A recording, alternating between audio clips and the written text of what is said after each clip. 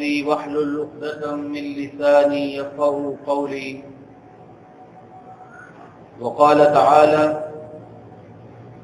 يا أيها النبي إنا أرسلناك شاهدا ومبشرا ونذيرا وداعيا إلى الله بإذنه وسراجا منيرا وبشر المؤمنين بأن لهم من الله فضلا كبيرا.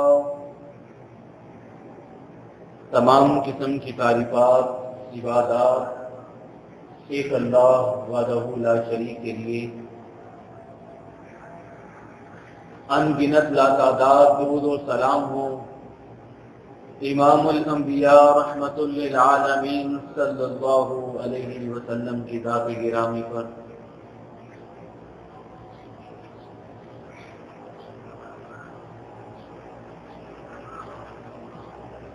عزیزان گرامی، پیارے نبی صلی اللہ علیہ وسلم کی مبارک زندگی میں 8ویں ہجری کا بیان کیا جا رہا ہے، جس میں فتح مکہ کے بعد کے حالات، اس کے بعد غزوہ حنین اور انشاءاللہ تعالی طائف کا ذکر کیا جائے گا. فتح مکہ کے اوپر پیچھے 2 جمعۃ المبارک سے ہم بیان کر رہے ہیں، اس لیے کہ یہ عرصہ کافی طویل تھا. 10 رمضان المبارک 8 ہجری سے لے کر 10 شوال 8 ہجری تک پورے 30 دن کا یہ سفر ہے. اس میں فتح مکہ بھی ہوا اور فتح کرنے کے بعد وہاں کے حالات کو، وہاں نئے مسلمان ہونے والوں کے حالات کو سدھارنا،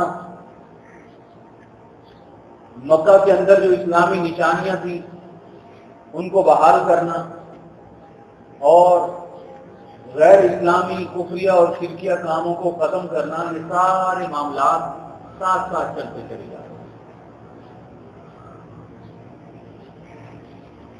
فتح مکہ سے واپسی کے سفر میں ایک مقام پر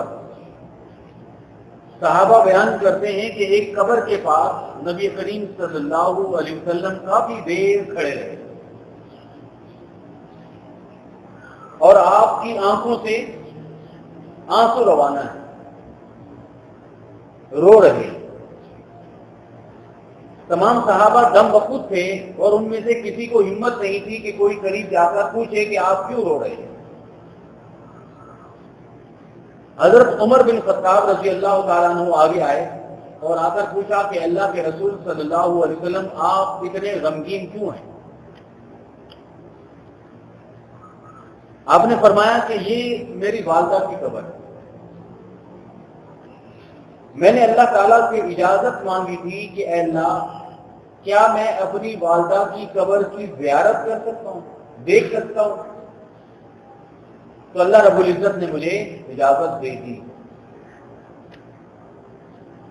پھر آپ نے فرمایا کہ میں نے اللہ سے اجازت مانگی تھی، کیا میں بخشش کی دعا مانگ سکتا ہوں؟ تو یہ اللہ رب العزت نے اجازت نہیں دی. پھر نبی کریم صلی اللہ علیہ وسلم ایک اللہ کے نبی اور رسول تھے، اس موقع کو بھی آپ نے تعلیم اور تربیت سے خالی نہیں جانے دیا. حالانکہ شدید رنج و غم کے عالم میں کوئی بھی شخص ہو وہ دوسروں کی فکر بھول جاتا ہے، لیکن پیارے نبی صلی اللہ علیہ وسلم امت کی بھی اس طرح فکر کیا کرتے تھے کہ آپ نے اپنے آنسوں سے تر آنکھوں کو صاف کیا اور اپنی امت کے لوگوں کو بتایا کہ دیکھو کنت نہیتکم عن زیارت القبور، میں نے آج سے پہلے تمہیں قبرستان جا کر قبروں کی زیارت کرنے سے منع کیا تھا. فزوروها الآن، اب میں تمہیں اجازت دیتا ہوں کہ تم قبرستان جا کر اپنے پیاروں کی قبروں کی زیارت بھی کیا کرو. انہا تذکر الآخرہ، اور قبرستان جانے کا ایک فائدہ یہ ہوتا ہے کہ آدمی کو اپنا انجام بھی نظر آتا ہے اور آخرت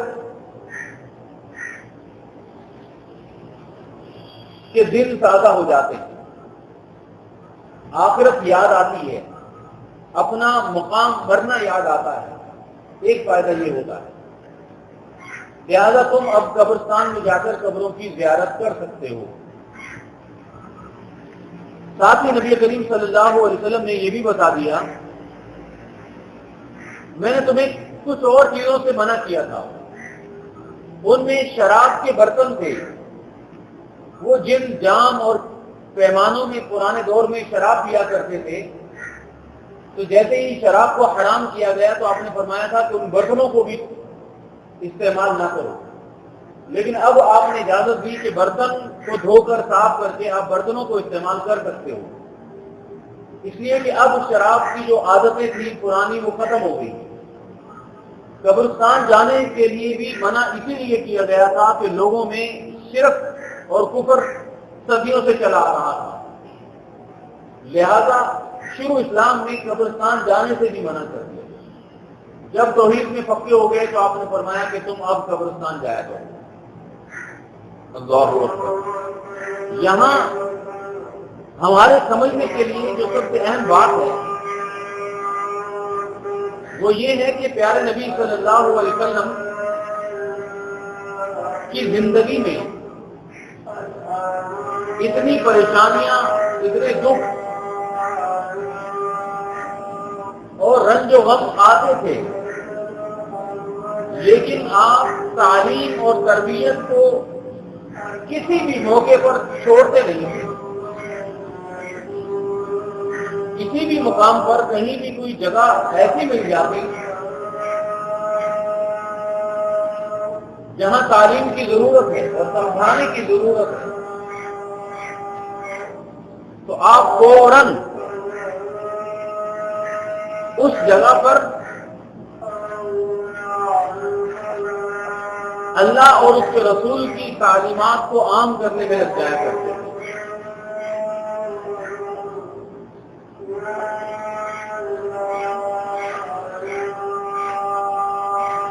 اس وقت اس دور میں امت مسلمہ کی سب سے بڑی اگر کوئی مصیبت ہے اور ان کے اندر سب سے بڑی کوئی ایسی چیز بیماری موجود ہے جس کی وجہ سے یہ ٹکڑے ٹکڑے بھی ہے، اختلافات کا شکار بھی ہے اور پوری دنیا کی اقوام اس کے اوپر ظلم بھی ڈھاتی ہے، اس کی سب سے بڑی وجہ جو ہے وہ جہالت ہے، علم سے دشمنی ہے، چاہے قرآن و حدیث کا علم ہو یا دنیاوی علم۔ علم کے معاملے میں بہت پیچھے، اخلاقیات کا علم، انسانیت، انسانوں کو انسان بنانے کا علم،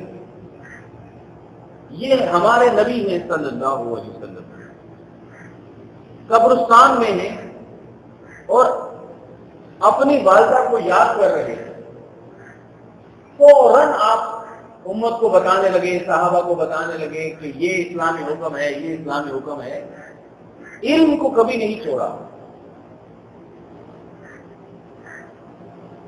ہمیں بھی چاہیے کہ اگر اللہ اور اس کے رسول کا کوئی حکم ہمیں معلوم ہے اور ہمارے گھر والوں کو، ہمارے معاشرے کے لوگوں کو معلوم نہیں ہے اگر، تو ان پر فتویٰ لگانے کے بجائے اور لوگوں کو گمراہ کہنے کے بجائے اللہ اور اس کے رسول کے علم کو عام کرنے کی کوشش کریں، صرف بتا دیں کہ اللہ کے رسول نے یہ فرمایا، باقی ان کے دل میں بات آتی ہے نہیں آتی، ہدایت ان کو ملتی ہے نہیں ملتی، اللہ کا معاملہ۔ فتح مکہ کے بعد کافی دن نبی کریم صلی اللہ علیہ وسلم مکہ میں تشریف فرما رہے۔ انصار جو صحابی تھے انہیں اندیشہ ہو گیا، آپ جانتے ہیں نا انصار مدینہ والے جو تھے، انہیں اندیشہ ہو گیا اور یہ فکر لاحق ہو گئی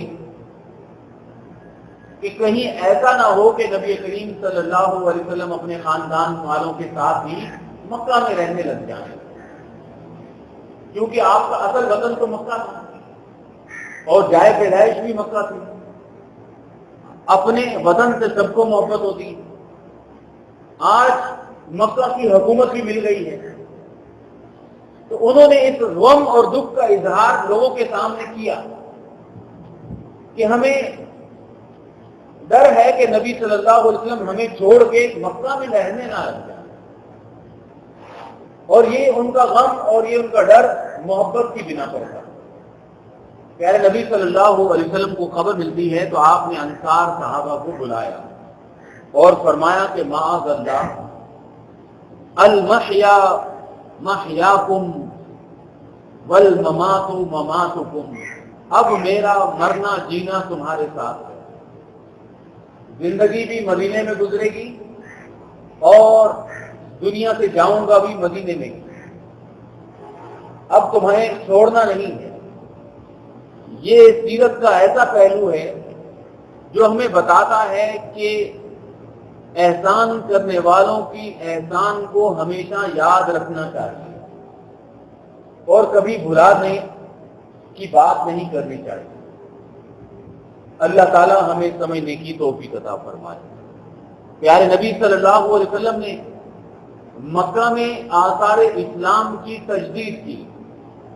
آپ نے اعلان عام فرمایا، من کان یؤمن باللہ والیوم الآخر. دیکھو لوگوں، جو اللہ اور قیامت کے دن پر ایمان لاتا ہے، فلا یدع فی بیتہ صنما، اسے چاہیے کہ وہ اپنے گھر میں کسی قسم کا بت نہ رکھے. گھروں کے اندر اگر کوئی بت ہے، مورتیاں ہیں، مجسمے ہیں، مٹی کے، پتھر کے، پیتل کے، اسے نکال دیے جائیں. بلکہ آپ نے فرمایا کہ ان بتوں کو توڑ دیا جائے، گھروں کے اندر سے بھی نکال دیا جائے. کہ اب تم مشرک نہیں ہو، مسلمان ہو، لیکن شرک کی جو نشانیاں ہیں وہ ہمارے گھروں میں نظر نہیں آنی چاہیے.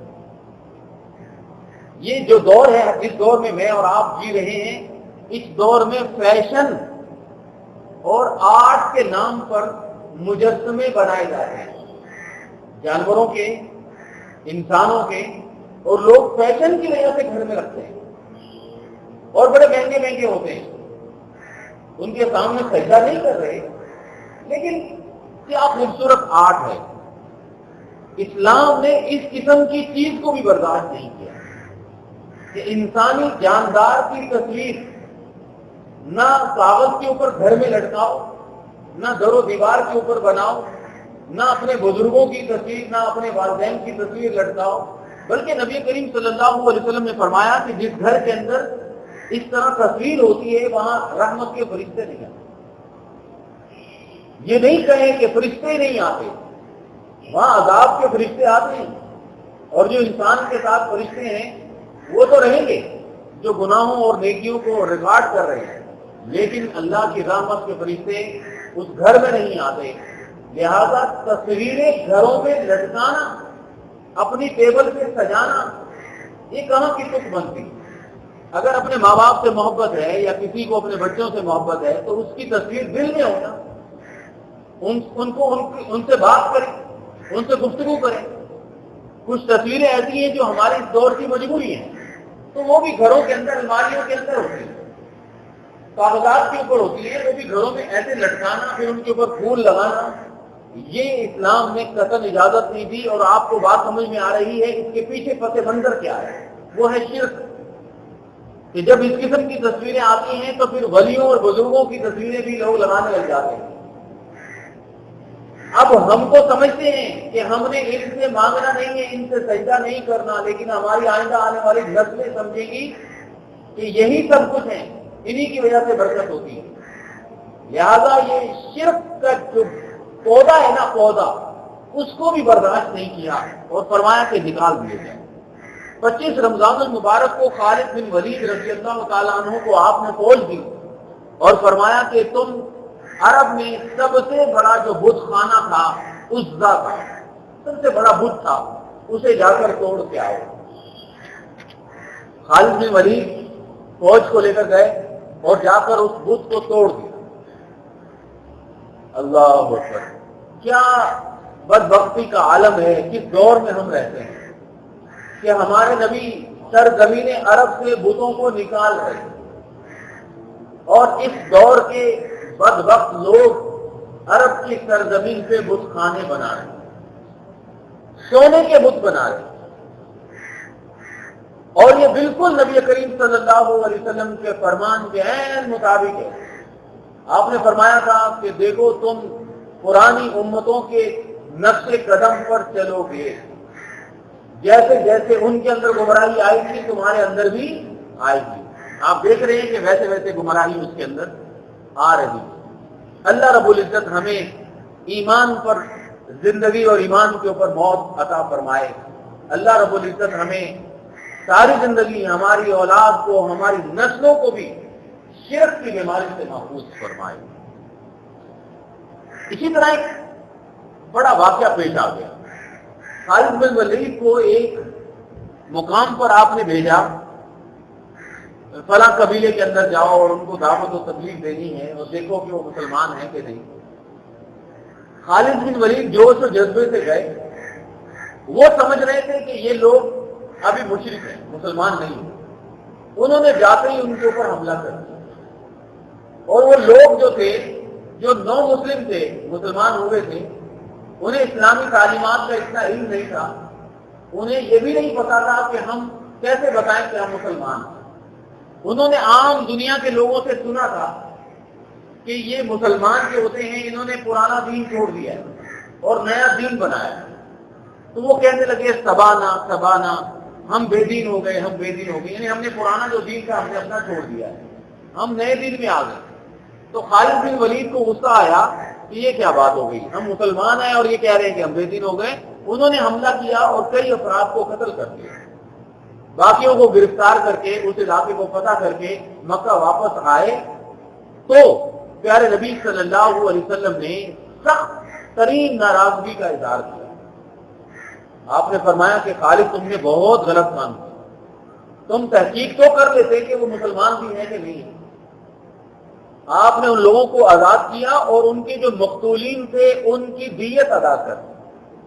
آپ سمجھتے ہیں نا دیت کتنی ہوتی ہے، ایک بندے کی 100 اونٹ، اور جتنے بھی مقتولین تھے ان کی دیت ان کو ادا کی اور ان سے معافی مانگی اور ان کے لوگوں کو آزاد کیا، اور آپ نے دعا کی کہ اللہم انی ابرؤ الیک مما صنع خالد، اے اللہ میں خالد کے اس کام سے بری، یعنی میرے حکم پر نہیں مارا گیا، یہ خالد کا ذاتی کام تھا، اور جنگ کے اندر غلطی ہو جاتی ہے اور آپ نے اس غلطی کا کفارہ ادا کر دیا کہ ان کو جو دیت ہے ایک مقتول کی 100 اونٹ فوراً ادا کر دی۔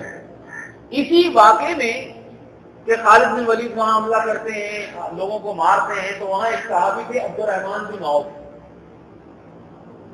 وہ مہاجر صحابی ہیں اور عشرہ مبشرہ کے صحابی ہیں۔ انہوں نے خالد کو منع کیا، خالد نے ان کی بات نہیں مانی اور ان کی آپس میں تلخ کلامی ہو گئی۔ انسان ہے، ایسے موقعوں پر ایسی غصہ ہو جاتا ہے۔ پھر نبی صلی اللہ علیہ وسلم کو پتہ چلا کہ خالد کی عبد الرحمن بن عوف سے زبانی کلامی تلخ کلامی ہو گئی ہے اور خالد نے کوئی سخت بات کر دی ہے۔ آپ نے اس موقع پر ایک قیامت تک کے لیے قانون بنا دیا۔ آپ اس الفاظ کو دیکھنا، آپ نے اعلان فرمایا کہ مہلن یا خالد، اے خالد تمہیں پتہ نہیں کہ تم کس کے بارے میں بات کر رہے ہو۔ فواللہ لو کان احدا احدا ذهبا، اللہ کی قسم اگر احد پہاڑ سونے کا بن جائے، ثم انفقته فی سبیل اللہ، پھر تم اس سارے سونے کے پہاڑ کو اللہ کی راہ میں خرچ کر دو، ما ادرکت فضل غربتہ، پھر بھی تم میرے ان مہاجر صحابہ کے ایک صبح کی عبادت اور فضل روحتہ یا ایک شام کی عبادت کے قریب بھی نہیں پہنچ سکتے، نہیں ان کی ایک دن کے برابر بھی تم نہیں پہنچ سکتے۔ آپ دیکھیں کہ وہ خالد بن ولید بھی صحابی اور بڑے جلیل القدر، بڑے شاندار صفت سالار اور بہت ہی بڑے مجاہد تھے، لیکن صرف دیر سے اسلام قبول کیا تھا۔ اور وہ جو عشرہ مبشرہ کے صحابی ہیں، خالد بن ولید سابقون الاولون ہیں، جنہوں نے شروع میں اسلام قبول کیا تھا اور جنہوں نے بڑی قربانیاں دی تھی اسلام کے لیے،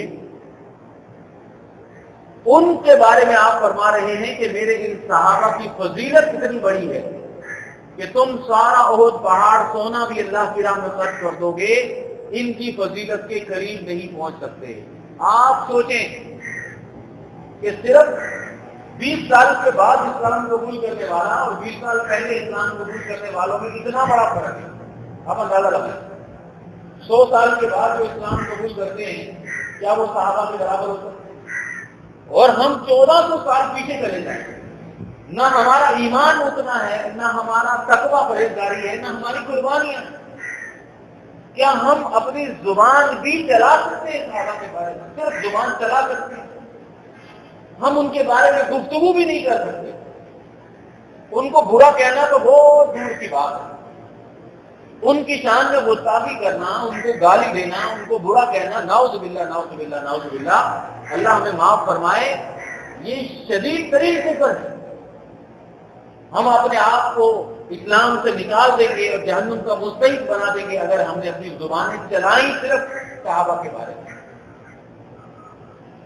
اور جس دور میں میں اور آپ جی رہے ہیں، اللہ کے بندو سوچو، گلی گلی کوچے کوچے ہر میڈیا پر ان جنتی صحابہ، ان عشرہ مبشرہ صحابہ، ان سابقون الاولون صحابہ، ان بدر کے صحابہ کی شان میں گستاخیاں ہوگی، انہیں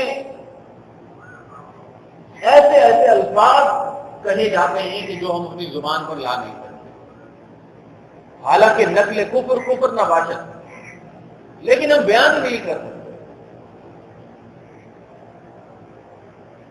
اللہ رب العزت ہمیں معاف فرمائے، اللہ تعالی ہمارے ایمان کی حفاظت فرمائے۔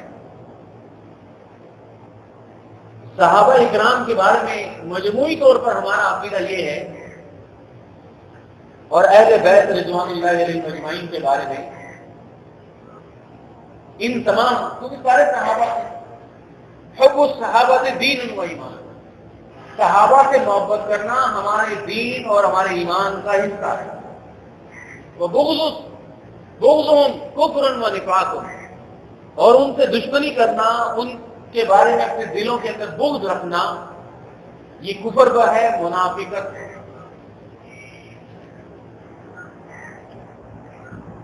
وہیں پر کچھ عرصے بعد، کچھ دنوں کے بعد،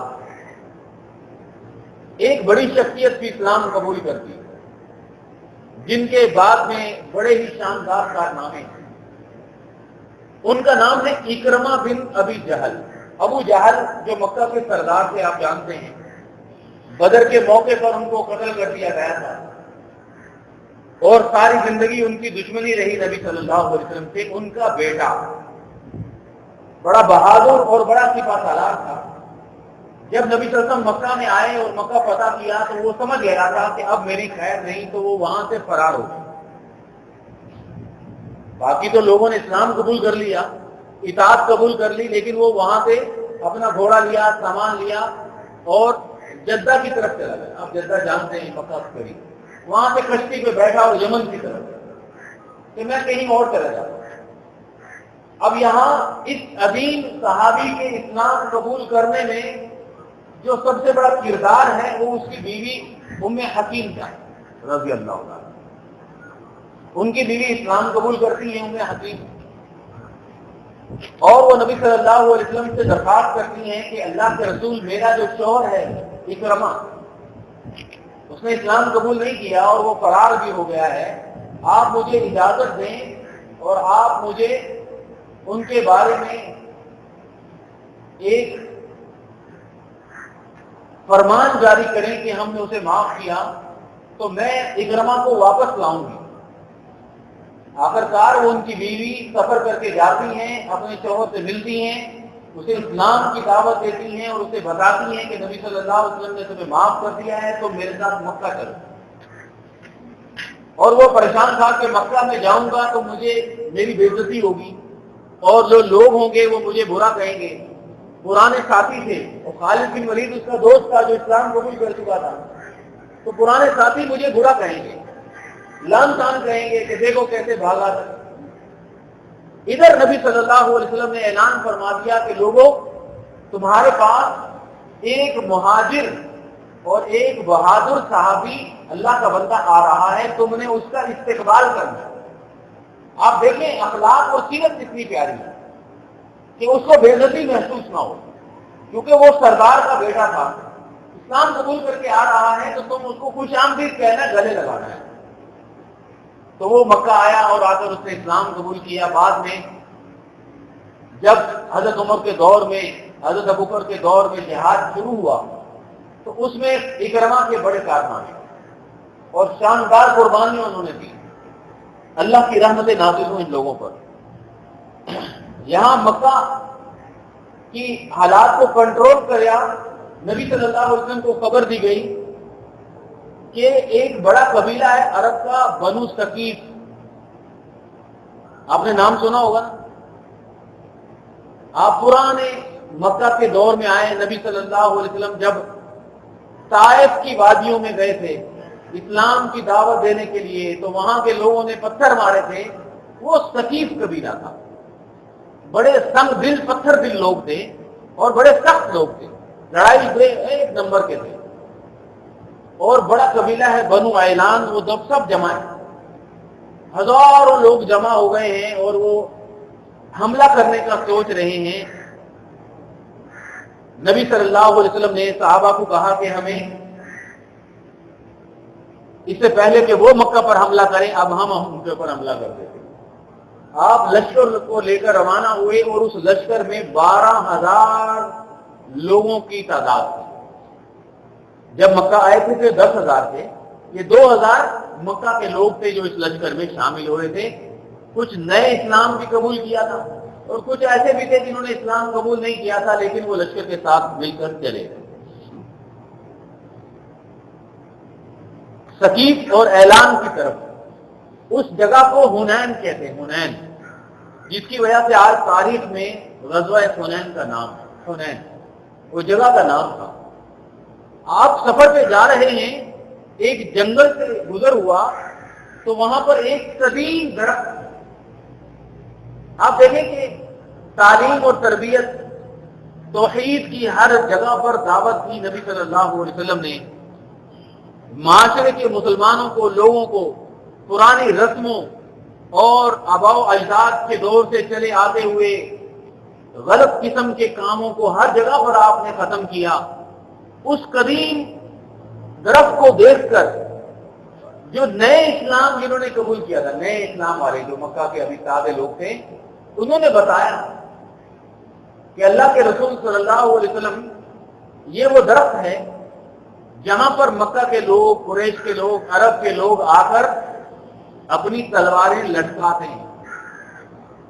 آپ کو کچھ یاد آ رہا ہے؟ اس دور کا منظر یاد آ رہا ہے؟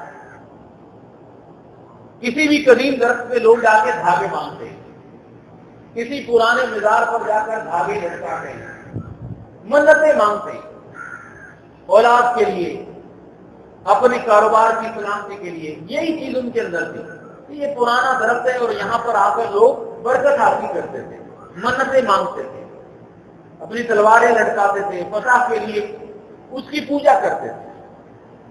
کہنے لگے اللہ کے رسول اجعل لنا ذات انواد کما لہم ذات انواد، ہمارے لیے بھی آپ ایک درخت کو کوئی مقرر کر دیں جیسا کہ وہ مشرکین کا درخت تھا، وہاں پر لوگ برکتیں حاصل کرتے تھے، تو ہم بھی یہ کام کیا کریں گے، کچھ تو ہونا چاہیے نا۔ تو نبی صلی اللہ علیہ وسلم نے فرمایا سبحان اللہ، اللہ پاک ہے اس چیزوں سے، یہ تو تم نے وہی بات کر دی ہے، کما قال قوم موسیٰ لموسیٰ، جیسا کہ موسیٰ علیہ السلام کی قوم نے کہا تھا، قالوا یا موسیٰ اجعل لنا الہا کما لہم آلہہ، کہ ہمیں بھی کوئی معبود بنا دو جس کو ہم دیکھیں گے اور اس کی پوجا کریں گے۔ آپ سمجھ رہے ہیں انسان کے اندر خواہش ہے کہ وہ کوئی چیز دیکھے، دیکھی چیز کی عبادت نہیں ہوتی، اور ایمان باللہ کے اندر سب سے بڑی چیز یہی ہے کہ اللہ رب العزت کو دیکھا نہیں جا سکتا۔ اللہ پر ایمان ہو، ایمان بالغیب ایمان ہو، اور اللہ رب العزت کو ہم سجدہ کرتے ہیں۔ ہم کسی پتھر درخت کو سجدہ نہیں کرتے، اور مشرک کے دل میں یہ بات ہوتی ہے کہ کوئی چیز نظر آئے، اسی لیے تو مشرک نے بت بنایا اور بت کے سامنے سجدہ کرتا ہے، پھر ان گنت لاتعداد قسم کے اس کے بازو اور سر بناتا ہے۔ اور جو انہی مشرکوں سے اسلام قبول کرنے والے نو مسلم تھے ہمارے آباء و اجداد، انہوں نے بھی وہی قبر پرستی شروع کر دی، وہی قسم کے دھاگے، وہی قسم کے تعویذ، وہی قسم کے منت مانگتے۔ ہر دوسرے آدمی کے ہاتھ میں کڑے ہیں، پاؤں میں کڑے ہیں، کالا دھاگے ہیں، کیا ہے بھائی کیا ہے؟ اس سے برکت ہوتی ہے۔ افسوس کی بات ہے اسلام اسی چیز کو منع کرنے کے لیے آیا تھا، اس کو اسلام منع کرنے کے لیے آیا تھا۔ پیارے نبی صلی اللہ علیہ وسلم کی صفات یہی ہے کہ یعلمہم الکتاب والحکمہ، کہ یہ نبی کتاب اور حکمت سکھاتا ہے، وَیَضَعُ عَنْهُمْ إِصْرَهُمْ، اور یہ نبی معاشرے میں رائج جو پرانے آباء و اجداد سے چلی آنے والی رسموں کو ختم کرتا ہے۔ یہ وہ جوکر بندیاں جو اپنے گلوں کے اندر اپنے پاؤں میں زنجیریں باندھی ہوئی ہیں ان لوگوں نے، اسلام اس کو ختم کرنے کے لیے آیا۔ کتنے بدبخت ہیں لوگ، کتنے بدبخت ہیں کہ اسی نبی کے نام پر، اسی نبی کے نواسوں کے نام پر وہ کفر و شرک شروع کر دیا کہ جس کی ہم بیان بھی نہیں کر سکتے۔ بھلا یہ کون سا دین ہے کہ ہم ان کے نام پہ کوئی بہت بڑے بڑے علم بنائیں، لوہے کے علم بنائیں، بانسوں کے اوپر جھنڈے بنائیں اور اس کو لے کر چلیں جلوسوں کے اندر ننگے پاؤں۔ ابھی آپ کے کراچی میں آپ نے خبر پڑھی کہ 5-6 افراد وہ ایک علم بجلی کے کھمبے سے لگ گیا جس کی وجہ سے وہ موقع پر جل گئے۔ وہ ہمارے پڑوسی تھے اور وہ سنی تھے، کئی نوجوان لڑکے سنی مسلمان ہیں، ان کے ماں باپ، ان کے بہن بھائی کیا ہے یار، ہمارے بچے تھے، وہ نوجوان لڑکوں کے ساتھ دوستی ہے، باہر کھڑے ہیں تو دوستی میں چلے گئے۔ انہوں نے کہا یہ بھی کوئی دین کا حصہ ہے؟ بھائی لوگ تو یہی سمجھتے ہیں نا کہ دینی کام ہو رہا ہے، اللہ کے نبی کا نام لے رہے ہیں، صحابہ کے نام لے رہے ہیں، علی حضرت حسن حسین کا نام لے رہے ہیں تو وہ اچھا ہی کام ہوگا۔ تو وہ دوستوں کے ساتھ مل کر علم اٹھایا اور چل رہے ہیں، اور بجلی کا ایک 11,000 واٹ کی تار سے وہ علم ٹکرایا اور وہ جل گئے موقع پر۔ اللہ تعالیٰ پھر وہی دعا کریں کہ اللہ ہمیں، ہماری اولادوں کو، ہماری نسلوں کو بھی ایسی آفات اور ایسی مصیبتوں سے محفوظ فرمائے، اور کفر و شرک سے محفوظ فرمائے، ایسی دوستیوں سے محفوظ فرمائے۔ یہ کیوں ہوتا ہے؟ یہ صرف اور صرف جہالت، ہمیں پتہ ہی نہیں ہے کہ دین کیا ہے، ہم سمجھتے ہیں کہ یہ دین ہے اور پھر اسی کے اندر ہم چلے جاتے ہیں۔ نبی صلی اللہ علیہ وسلم نے فرمایا کہ یہ دین نہیں ہے، یہ شرک ہے۔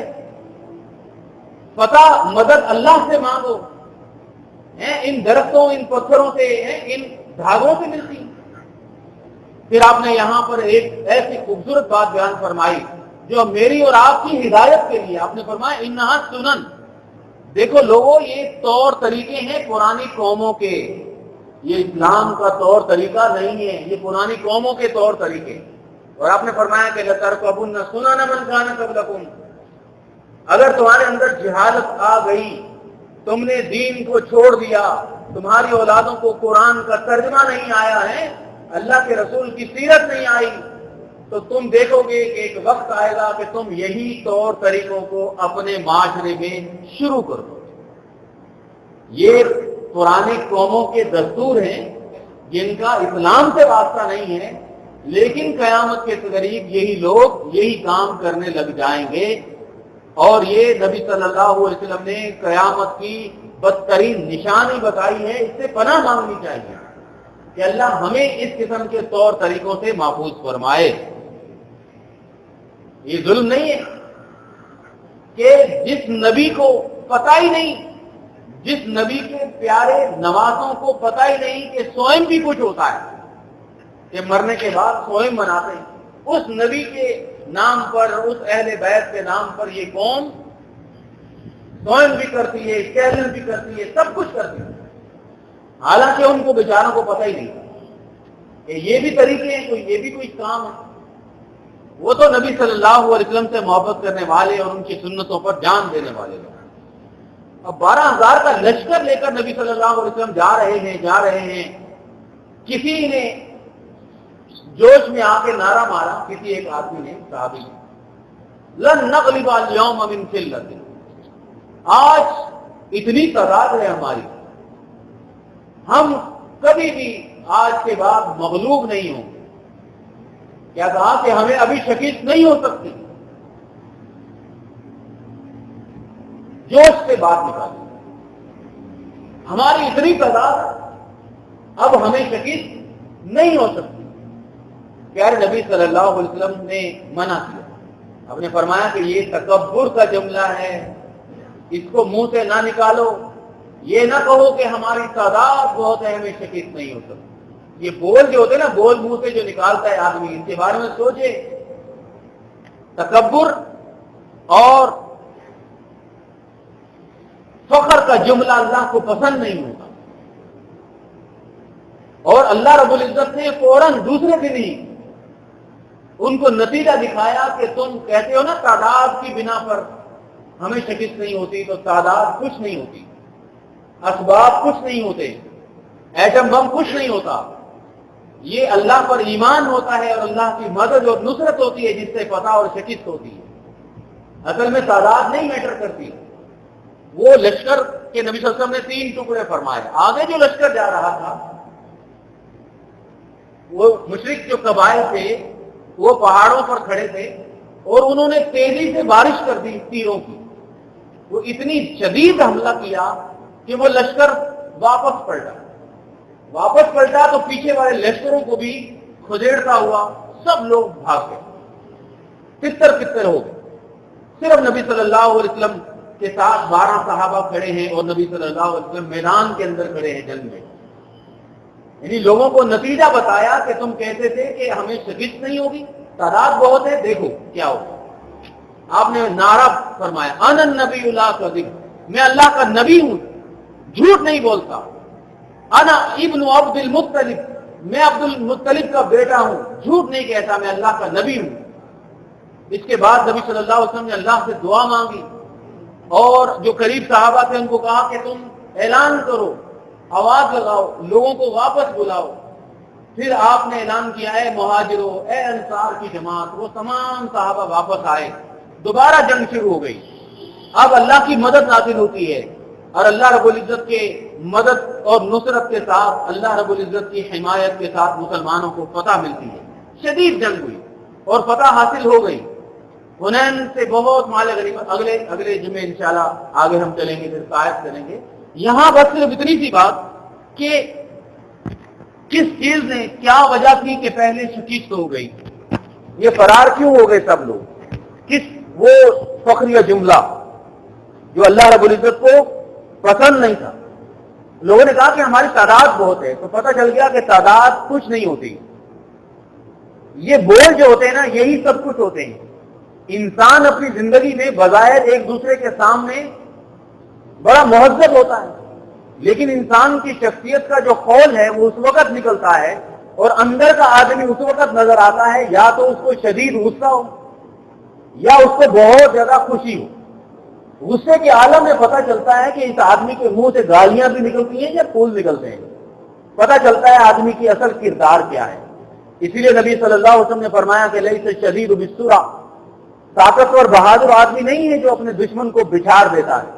آپ نے فرمایا کہ بہادر وہ ہوتا ہے من یملک غضبہ، من یملک نفسہ عند الغضب، جو اپنے آپ پر کنٹرول کرتا ہے، غصے کے عالم میں وہ تکبر اور اکڑ نہیں دکھاتا۔